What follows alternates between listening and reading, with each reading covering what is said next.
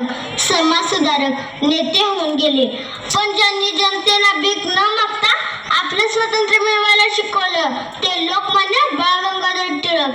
ते लहानपणापासून बुद्धिमान होते. लहानपणापासून त्यांच्या मनात एकच प्रश्न यायचा, आपला देश गुलाम का आहे?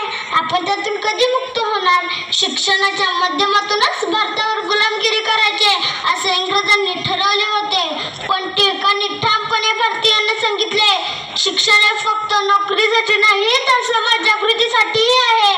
म्हणून त्यांनी न्यू इंग्लिश स्कूल सुरू केले. तसेच मराठा व केसरी हे वर्तमानपत्र सुरू केली.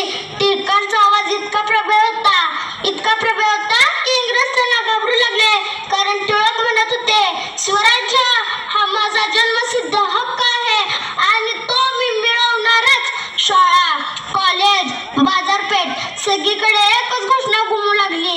इंग्रजांनी टिळकांना अनेकदा तुरुंगात टाकलं, मात्र तुरुंगातही त्यांनी आपली लेखणी सोडली नाही. तुरुंगातच त्यांनी गीता रहस्य हा ग्रंथ लिहिला. टिळकांनी समाजाला एकत्र आणण्याचं काम केलं. गणेशोत्सव व शिवजयंती साजरी करायला सुरुवात केली. गणेशोत्सव साजरा करताना सर्व लोक एकत्र यायचे व त्यातूनच देशभक्तीचे विचार मांडायचे.